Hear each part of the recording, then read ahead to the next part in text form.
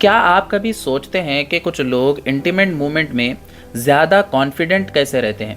क्या stress, anxiety या lifestyle की वजह से आपको लगता है कि आपकी सेक्सुअल स्टैमिना उतनी अच्छी नहीं है जितनी होनी चाहिए? और सबसे इम्पॉर्टेंट सवाल, क्या कोई ऐसा नेचुरल और साइंटिफिकली सपोर्टेड तरीके हैं जो परफॉर्मेंस इम्प्रूव करने में मदद कर सकते हैं? आज की वीडियो में हम बात करेंगे 10 एविडेंस बेस्ड टिप्स की जो सेक्सुअल स्टैमिना और ओवरऑल मेंस हेल्थ को सपोर्ट कर सकते हैं। ये कोई मैजिक ट्रिक्स नहीं है बल्कि प्रैक्टिकल हैबिट्स हैं जो कई लोगों के लिए फ़ायदेमंद साबित हुई हैं। वीडियो को एंड तक ज़रूर देखिए क्योंकि आखिरी टिप्स वही हैं जिन्हें अक्सर लोग इग्नोर कर देते हैं। सबसे पहले एक इम्पॉर्टेंट बात समझना ज़रूरी है, सेक्सुअल स्टैमिना सिर्फ टाइमिंग का नाम नहीं है। इसमें confidence, fitness, mental health, relationship comfort और ओवरऑल फिजिकल हेल्थ सब शामिल होते हैं। बहुत से लोग इंटरनेट पर इंस्टेंट सोल्यूशन ढूंढते हैं, लेकिन रियलिटी ये है कि लॉन्ग टर्म इम्प्रूवमेंट अक्सर हेल्थी हैबिट्स से आती है। आज हम उन्हीं हैबिट्स पर बात करेंगे। Tip number 1, pelvic floor Kegel exercises. Pelvic floor muscles intimacy के दौरान कंट्रोल में इम्पॉर्टेंट रोल प्ले करते हैं। रिसर्च सजेस्ट करती हैं कि इन मसल्स को स्ट्रेंथ करने से कई लोगों को बेटर कंट्रोल डेवलप करने में मदद मिल सकती है। अब करना कैसे है? बाथरूम में यूरिन फ्लो करने वाली जो मसल है उसको आइडेंटिफाई करना है। जैसे हम टॉयलेट आने पर यानी कि पेशाब आने पर जिस तरीके से हम प्राइवेट पार्ट को टाइट करके अपने टॉयलेट को रोकते हैं यानी कि अपने बाथरूम को रोकते हैं, उसी तरीके से आपको अपने मसल्स को टाइट करना है। 3 से 5 सेकंड तक आपको टाइट करके होल्ड करके रखना है और वापस उस मसल को छोड़ देना है।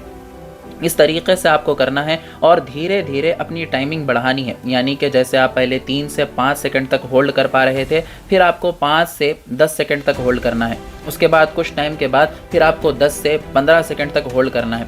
इस तरीके से आपको 21 सेकंड तक होल्ड करके रखना है। इस तरीके से आप दिन में 10 से 15 मरतबा आपको यही चीज़ रिपीट करना है। और कॉमन मिस्टेक जो अक्सर लोग करते हैं कि एक्सरसाइज करते वक्त अपनी सांस बिल्कुल रोक लेते हैं। ऐसा नहीं करना है, आपको डीप ब्रीथिंग करना है, धीरे धीरे अपने सांस को अंदर लेना है और धीरे धीरे छोड़ना है। Tip number 2, regular physical exercise. अगर आपका हार्ट हेल्थी है तो ब्लड सर्कुलेशन भी बेटर होता है और बेटर सर्कुलेशन ओवरऑल परफॉर्मेंस को सपोर्ट करती है। बेस्ट ऑप्शंस ये हैं कि brisk walking, jogging, cycling, swimming, strength training. हर वीक कम से कम 150 मिनट मॉडरेट एक्सरसाइज टारगेट रखें। Tip number 3, maintain healthy weight. Excess body fat hormonal balance और कार्डियोवास्कुलर हेल्थ को अफेक्ट कर सकता है। हेल्थी वेट मेंटेन करने से एनर्जी लेवल्स इंप्रूव हो सकते हैं, कॉन्फिडेंस बढ़ सकता है, ओवरऑल परफॉर्मेंस सपोर्ट हो सकती है। टिप नंबर 4, स्ट्रेस को कंट्रोल करें।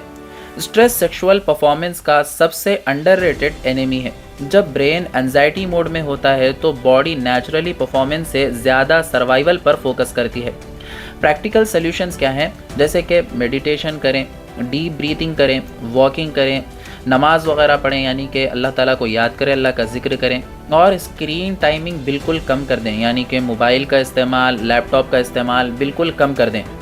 Tip number 5, better sleep. 7 से 9 घंटे की क्वालिटी स्लीप टेस्टोस्टेरोन प्रोडक्शन और रिकवरी के लिए इम्पॉर्टेंट माने जाती है। अब बहुत सारे लोग यहाँ पे गलती कर देते हैं, वो समझते हैं कि हमें सुबह देर तक सोने से हमारी रिकवरी अच्छे से होगी और हमारी हेल्थ अच्छी होगी, जबकि ऐसा बिल्कुल नहीं है। रात में आपको जल्दी सोना है और सुबह जल्दी उठने की कोशिश करना है। अगर आप रात में 8 घंटे की नींद पूरी कर लेते हैं, अगर आप रात में जल्दी सो जाते हैं, सुबह फजर की नमाज़ के लिए उठ जाते हैं, फजर की नमाज़ के बाद थोड़ा बहुत एक्सरसाइज करते हैं, सुबह बाहर निकलते हैं और सुबह की धूप लेते हैं यानी कि विटामिन डी को लेते हैं, इससे आपकी हेल्थ बहुत ही ज़्यादा अच्छी हो सकती है और आप एक हेल्थी लाइफस्टाइल गुजार सकते हैं। और आपको दिन में किसी भी वक्त, एक टाइम दोपहर के टाइम हो सकता है, आप 1 घंटे की नींद ले लें। वो जो नींद होगी उसको कहते हैं कैलूला।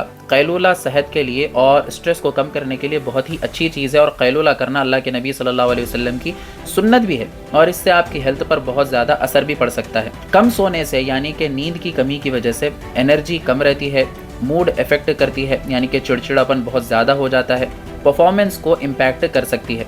अब बात करते हैं कि एक ऐसे टिप की जो सिंपल है, फ्री है और कई लोगों को फ़ायदा पहुंचा सकता है। बहुत से लोग इंटीमेट मोमेंट्स के दौरान बिना नोटिस किए अपनी ब्रीथिंग फास्ट कर देते हैं। जब ब्रीथिंग बहुत फास्ट हो जाती है तो बॉडी में एक्साइटमेंट लेवल जल्दी इंक्रीज हो सकता है।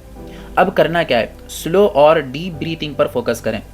4 सेकंड में सांस लें, फिर 4 सेकंड होल्ड करें, फिर 6 सेकंड में धीरे धीरे बाहर छोड़ें। यह टेक्निक नर्वस सिस्टम को काम करने में मदद कर सकती है। कॉमन मिस्टेक जो बहुत सारे लोग करते हैं, कई लोग सिर्फ फिजिकल परफॉर्मेंस पर फोकस करते हैं और ब्रीथिंग को इग्नोर कर देते हैं, लेकिन एक्सपर्ट्स मानते हैं कि कंट्रोल ब्रीथिंग कॉन्फिडेंस और कंट्रोल दोनों को सपोर्ट कर सकती है। Tip number 7, healthy diet. अब एक सवाल है कि अगर आप अपनी कार में ख़राब फ्यूल डालोगे तो परफॉर्मेंस कैसी होगी? बिल्कुल वैसे ही बॉडी को भी क्वालिटी न्यूट्रिशंस की ज़रूरत होती है। डाइट में इंक्लूड करें fruits, vegetables, nuts, seeds, whole grains, lean protein. Hydration भी बहुत ज़्यादा ज़रूरी है। डिहाइड्रेशन फैटिक और लो एनर्जी का रीज़न बन सकती है। कॉमन मिस्टेक जो अक्सर लोग करते हैं, सिर्फ सप्लीमेंट पर भरोसा करते हैं। रियलिटी ये है कि बैलेंस डाइट की जगह कोई सप्लीमेंट नहीं ले सकती। टिप नंबर 8, पार्टनर से ओपन कम्युनिकेशन। यह टिप शायद सबसे ज़्यादा इग्नोर की जाती है। बहुत से लोग परफॉर्मेंस को सिर्फ फिजिकल इशू समझते हैं, लेकिन रिलेशनशिप कंफर्ट भी बहुत इंपॉर्टेंट रोल प्ले करती है। ओपन कम्युनिकेशन के फ़ायदे क्या हैं? एंजाइटी कम हो सकती है, प्रेशर कम हो सकता है, कॉन्फिडेंस इंप्रूव हो सकता है, रिलेशनशिप सेटिस्फैक्शन बढ़ सकती है। याद रखें कि इंटीमेसी कोई कंपटीशन नहीं, ये पार्टनरशिप है। जितनी हेल्थी कम्युनिकेशन होगी उतना एक्सपीरियंस कंफर्टेबल हो सकता है। टिप नंबर 9, अब हम एक सेंसिटिव लेकिन इम्पॉर्टेंट टॉपिक पर आते हैं।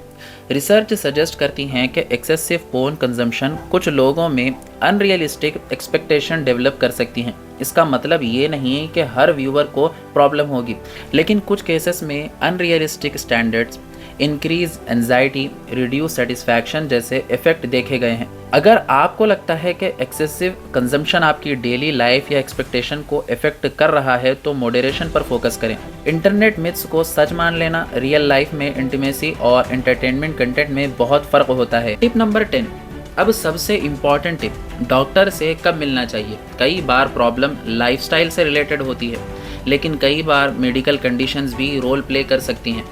डॉक्टर से कंसल्ट कब करें? प्रॉब्लम अगर लगातार बनी रहे, सडन चेंजेस नोटिस हों, इरेक्टाइल डिस्फंक्शंस फ्रीक्वेंटली हों, पेन या डिस्कम्फर्ट हो, डायबिटीज़ या हार्ट डिजीज़ हो। प्रोफेशनल हेल्प लेना वीकनेस नहीं है, ये रिस्पॉन्सिबल स्टेप है। बहुत सारे लोग शर्म की वजह से कि अगर मैं इलाज कराऊंगा, अगर मैं बताऊंगा कि मेरे अंदर ये कमज़ोरी है, अगर मैं बताऊंगा कि मेरे अंदर टाइमिंग की कमी है या मेरे को इरेक्टाइल डिस्फंक्शन की प्रॉब्लम है, तो डॉक्टर क्या सोचेगा, लोग क्या सोचेंगे, इस तरीके से लोग शर्म की वजह से अपना ट्रीटमेंट नहीं करवाते। लेकिन जैसे कि आपकी बॉडी में दूसरी डिजीज़ हैं, दूसरी कमज़ोरियां हैं, दूसरी प्रॉब्लम्स हैं, वैसे ही ये भी आपकी बॉडी का एक पार्ट है, एक हिस्सा है। आपको ये प्रॉब्लम हो सकती है, इसमें शर्म बिल्कुल भी ना करें। अगर आपको कोई प्रॉब्लम है तो उसका इलाज कराने से पहले बिल्कुल भी ना सोचें, अपना ट्रीटमेंट ज़रूर कराएं, अपनी हेल्थ का ख्याल रखें, अपने पार्टनर के बारे में सोचें। अगर आप उसकी ज़रूरतों का ख्याल नहीं रखेंगे, अगर आप अपने पार्टनर को सेटिस्फाइड नहीं करते हैं, तो उसकी भी लाइफ में बहुत सारे प्रॉब्लम्स क्रिएट हो सकते हैं। तो इलाज अपना ज़रूर कराएं, इसमें कोई शर्म की बात नहीं है, ये भी आपकी बॉडी का ही एक हिस्सा होता है। अब बात करते हैं मिथ वर्सेस फैक्ट के बारे में। बहुत सारे लोगों को इसके बारे में कुछ गलत फहमियाँ हैं। उन गलत फहमियों को दूर करते हैं कि क्या गलत फहमियाँ आजकल लोगों के अंदर पाई जा रही हैं, लेकिन रियलिटी में फैक्ट क्या होता है। एक मिथ जो अक्सर लोगों में होता है कि सिर्फ एज बढ़ने से परफॉर्मेंस ख़राब होती है, लेकिन ऐसा बिल्कुल भी नहीं है। फैक्ट तो ये है कि बहुत सारे कम उम्र के जवान लड़कों के अंदर भी कमज़ोरियां पाई जाती हैं, जबकि बहुत ज़्यादा उम्र के बूढ़े लोगों के अंदर भी सेक्सुअल वीकनेस जैसी प्रॉब्लम नहीं होती हैं। उनकी अच्छी खासी टाइमिंग भी होती है और उनको इरेक्शन भी अच्छी तरीके से आ रहा होता है। लेकिन कई सारे जवान लड़के जिनकी उम्र अभी कम है, जो हट्टे कट्टे हैं, अपनी हेल्थ का ख्याल रखते हैं, उन लोगों के अंदर भी सेक्सुअल वीकनेस यानी कि टाइमिंग वगैरह या ढीलापन या इरेक्टाइल डिस्फंक्शन की प्रॉब्लम हो सकती है। हेल्थी लाइफस्टाइल हर एज में डिफरेंस ला सकती है। अब एक मिथ ये भी है कि टाइमिंग ही सब कुछ होता है। अब मैं आपको बता दूं कि सिर्फ टाइमिंग से कुछ नहीं होता। बहुत सारे लोगों की टाइमिंग तो अच्छी होती है, लेकिन वो अपने पार्टनर के साथ कंफर्ट नहीं होते हैं, वो अपने पार्टनर के साथ फोर प्ले नहीं करते हैं, जिसकी वजह से उनकी नीड्स तो पूरी हो जाती हैं लेकिन सेटिस्फैक्शन नहीं होता है। सिर्फ टाइमिंग ही सब कुछ नहीं होता, टाइमिंग के अलावा आपको फोर प्ले भी करना होता है ताकि बॉडी की पूरी डिज़ायर सही तरीके से पूरी हो सके और आपको कंप्लीट सेटिस्फैक्शन मिल सके। एक मिथ ये भी है कि बहुत सारे लोग फ़ोन एडिक्ट होते हैं, जो सोशल मीडिया पर या फिर जो है क्रोम पे जाके गूगल पे कई सारे ऐसे वीडियोस देख लेते हैं जिनके अंदर देखा जाता है कि जो वीडियो में हैं वो घंटों घंटों तक सेक्स कर रहे हैं, तो उनको ये लगता है कि शायद हम भी कर सकते हैं। तो वो रियलिटी नहीं होती है। उन वीडियोस में कट्स होते हैं, शूटिंग के दौरान बहुत सारे कट्स लगाए जाते हैं, वो एक मर्तबा में नहीं किया जाता। और हाँ, रियलिटी में भी आप कर सकते हैं, बट उसके लिए टिप्स चाहिए होते हैं, प्रैक्टिस चाहिए होती है, और साथ ही साथ उतने घंटे तो आप नहीं कर पाएंगे, बट हाँ, आप एक अच्छी खासी टाइमिंग इम्प्रूव कर सकते हो। 30 से 40 मिनट तो आप टाइमिंग को इम्प्रूव कर ही सकते हो।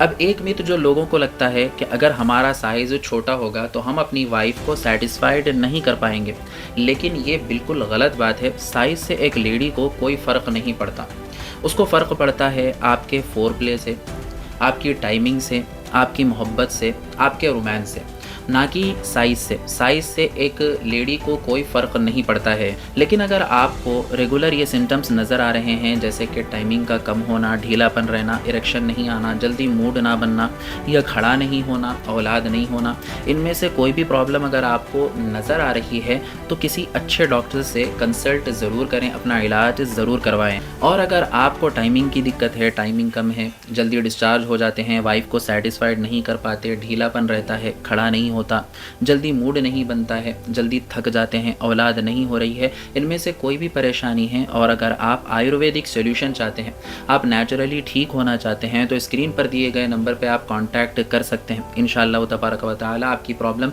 बिल्कुल जड़ से ठीक हो जाएगी। आपको इन 10 टिप्स में सबसे यूज़फुल टिप कौन सी लगी, कमेंट सेक्शन में ज़रूर बताइए। अगर आप मेंस हेल्थ, सेक्सुअल वीकनेस और हेल्थ एजुकेशन से रिलेटेड जेन्युइन और साइंस बेस्ड वीडियोस देखना चाहते हैं तो चैनल को सब्सक्राइब ज़रूर करिए। वीडियो पसंद आई हो तो लाइक करें और किसी दोस्तों के साथ शेयर ज़रूर करें। मिलते हैं अगले इन्फॉर्मेटिव वीडियो में। अपना ख्याल रखिए, हेल्थी रहिए और इन्फॉर्म्ड डिसीजंस लीजिए।